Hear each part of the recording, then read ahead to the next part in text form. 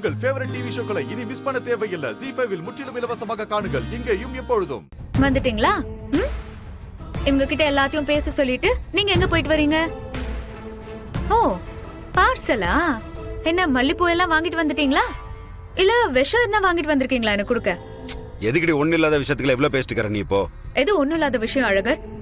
என் கனவு அழிக்கிறது உனக்கு ஒண்ணுமே இல்லாத விஷயம் இல்ல? உன் கனவு இப்ப யார்?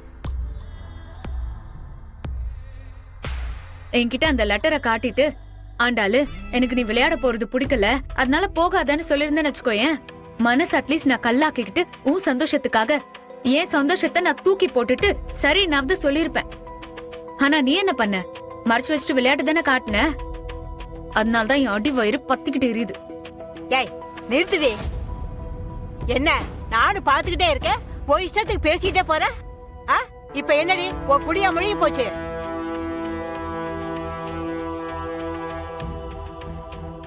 வயிற்று பிள்ளைக்காரி விளையாட போடா, ஒண்ணு கிடக்க ஒண்ணு ஆயிடுமேனு அதுக்கு பயந்துகிட்டு நானும் உன் ஆத்தாலும் சொல்லாம இருந்தோம். அதுக்கு போய் ஏண்டி இளம் விழுந்த மாதிரி குதிச்சிட்டு இருக்க? அன்னைக்கு உன்கிட்ட சொல்லி நீ விளையாட போயிருந்தா, வயிற்றுல இருக்கிற பிள்ளைக்கு ஏதாவது ஒண்ணு ஆயிருந்தா என்ன பண்ணுவ?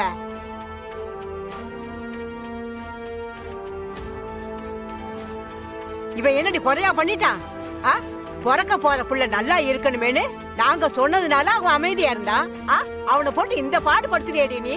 அப்போ உங்க எல்லாருக்கும் என்னை விட, என் கனவை விட, என் லட்சியத்தை விட இந்த குழந்தை தான் உங்களுக்கு எல்லாம் முக்கியம் இல்ல? உன்னை விளையாட வேண்டான்னு சொல்லல, வயித்துல குழந்தை இருக்கும் போது விளையாட வேண்டான்னு சொல்றோம்.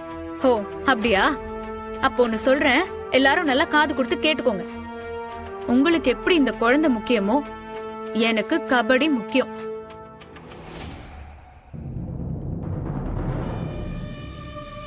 எனக்கு முக்கியமானதை நீங்க கெடுத்தீங்கல்ல, இப்ப உங்களுக்கு முக்கியமானதை நான் அபார்ஷன் பண்ண போறேன்.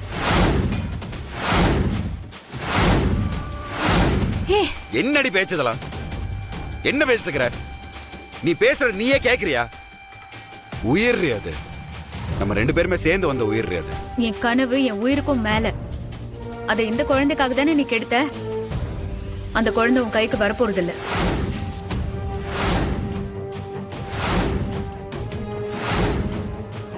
என்கிட்ட இருந்து லெட்டரை மறைச்ச உனக்கும் மறைக்க சொன்ன இவங்களுக்கும் இதுதான் தண்டனை.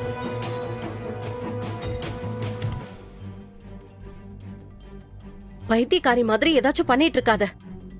கடவுள் கொடுக்கும் போது தட்டி கழிச்சா அதுக்கப்புறம் நம்ம என்னதான் விழுந்து விழுந்து கும்பிட்டு கேட்டாலும் கிடைக்காது. வேண்டாம், எனக்கு எதுவுமே கிடைக்க வேண்டாமா. எனக்கு என்ன கிடைக்கணுமோ அதுவே எனக்கு கிடைக்கல. அப்புறம் இந்த குழந்தை கிடைச்சு என்ன பிரயோஜனம்? கோவத்துல கண்டதெல்லாம் பேசிட்டு சரியா? உனக்கு கோவம் வச்சுனா ஏன் மேல காட்டுற? எதுக்கு நீ குழந்தை மேல காட்டிட்டு இருக்க?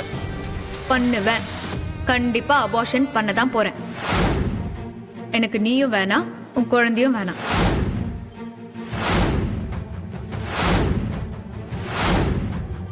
கடைசி வரைக்கும் இப்படியே அழுது புலம்பிட்டே இரு. ஏய் ஆண்டாளு, ஆண்டாளு,